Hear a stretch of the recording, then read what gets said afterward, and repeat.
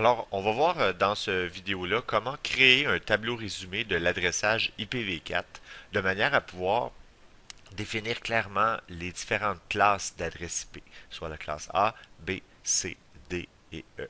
Alors, on commence tout simplement le tableau en indiquant la valeur du premier octet en binaire. Alors, au niveau de la classe A, ça commence par 0. C'est tout ce qu'on a à souvenir. La classe B commence par 1. La classe D commence par 1, 1. La classe C, pardon. La classe D commence par 1, 1, 1. Et la classe E commence par 1, 1, 1 et 1. Alors, cette façon-là de noter me permet tout de suite de déterminer la première plage d'adresse IP au niveau de l'intervalle. Alors, le 0 ici, évidemment, est en réalité une suite de 8 zéros qui, lui, aura une valeur tout simplement reportée de 0 sur le premier octet de l'adresse IP. Ce 1 ici qui est là a en fait est reporté sur 7 sur ce chiffre-là en binaire et a une valeur de 128. Donc, la première adresse IP de, va commencer par 128. Au niveau de la classe C, alors la classe C 1, 1, 0, 0, 0, 0, 0, 0 en binaire. Alors ici, j'ai une valeur de 128 plus une valeur de 64, ce qui nous donne un 192. Tandis que la classe D, j'ai 128 plus 64 plus 32, ce qui nous donne une valeur de 224. 0, 0, 0, 0, 0. Et la classe E, je rajoute 16 à tout ça. Alors, si je rajoute 16, ça me donne exactement 240. Alors, je sais exactement maintenant par quelle adresse IP commence chacune des classes. Alors, étant donné qu'on sait comment elle commence, ben, on sait comment la précédente se termine. Alors, évidemment, on va y aller avec comme ça, et on y va avec un 0 ici, un 1 là, là et là, ainsi que juste ici. Ce qui nous donne 127. Évidemment, vous l'aurez compris. Alors, 192 va nous donner 191. 224 va nous donner 223. Ainsi que 240 va nous donner 220, 200, pardon, 39. Juste faire une toute petite correction. 239. Et voilà. Alors, on pourrait faire l'équivalent, évidemment, en binaire. Alors ici, le 192, on va avoir ça ici en binaire. Ici, le 223, on va avoir ça en binaire. De cette façon-là. Et ici, pour notre premier octet, 239 en binaire, ça donne exactement ça. Évidemment, vous aurez compris que c'est 128 plus 64 plus 32 plus 8 plus 4 plus 2 plus 1, ce qui donne 239.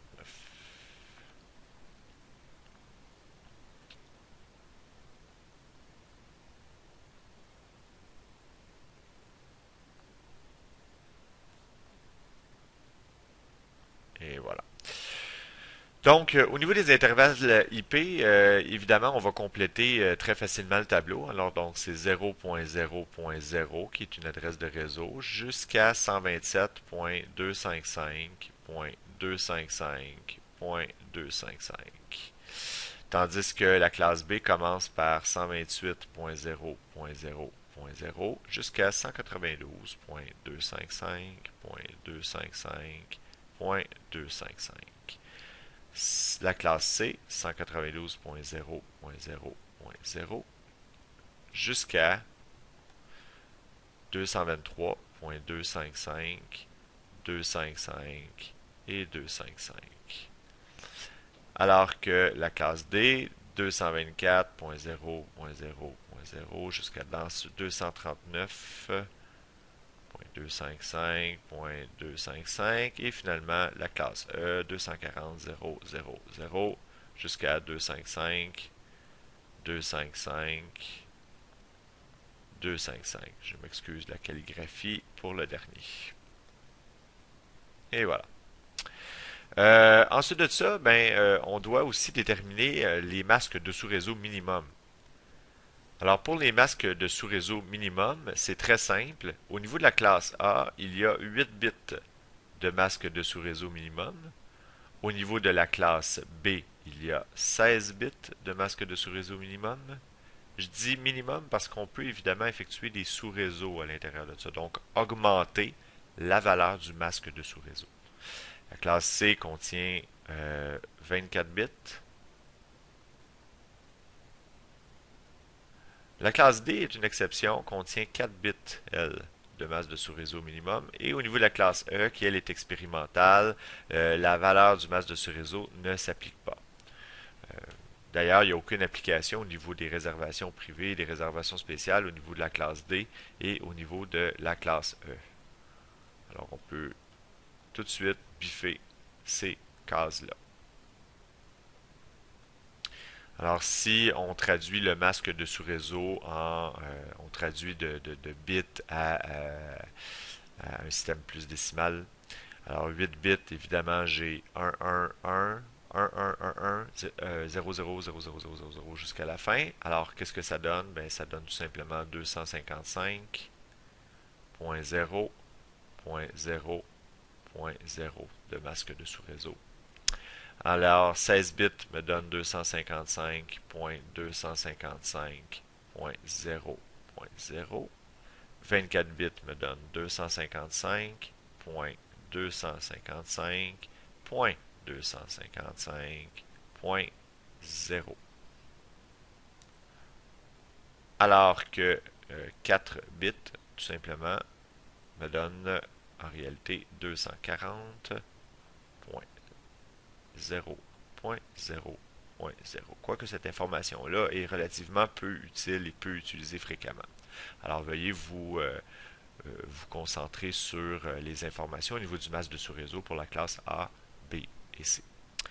Ensuite de ça, il existe des réservations privées. Alors, des réservations privées qui vont être utilisées uniquement au niveau des réseaux locaux, donc plus communément appelés des LAN, Local Area Network. Alors, dans la classe A, les réservations privées commencent toujours par 10. Alors, comme c'est du 8 bits, si on utilise une classe A dans un réseau privé, ça va toujours commencer par 10.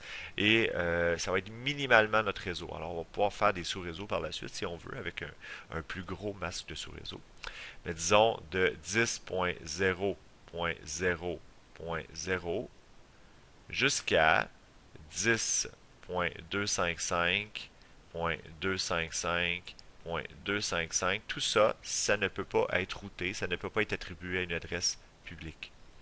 Au niveau de la classe B, la réservation privée 172.16.0.0 jusqu'à 172.31.255.255.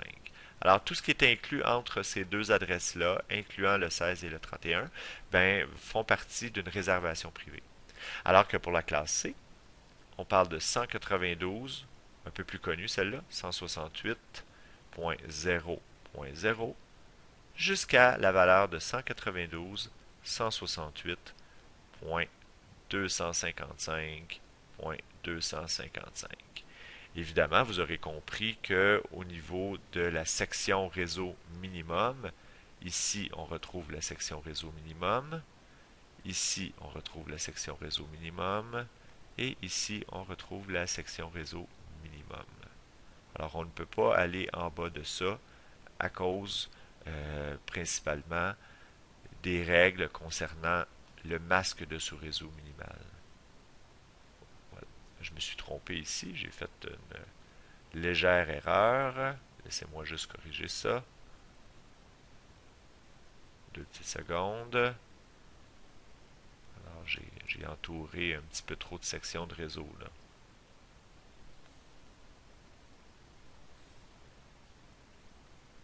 Et voilà.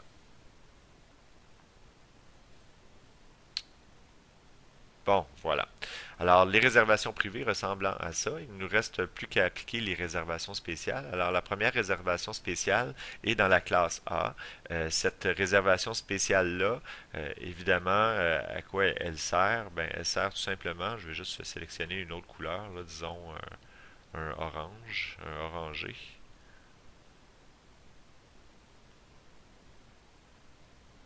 pour les réservations spéciales. Alors, on parle de 127.0.0.0 jusqu'à 127.255.255.255.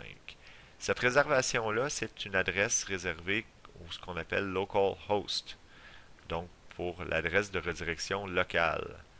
Alors, on doit savoir que lorsque on utilise, lorsqu'on a le protocole TCP/IP d'installer sur un ordinateur, comme exemple par ici, et que je fais un ping sur une adresse telle que 127.0.0.1, qui, elle, est inclus dans cette réservation-là ici. Je ne peux pas prendre le 0.0 parce que c'est l'adresse du réseau. Je ne peux pas prendre le 255.255.255 parce que c'est l'adresse de diffusion.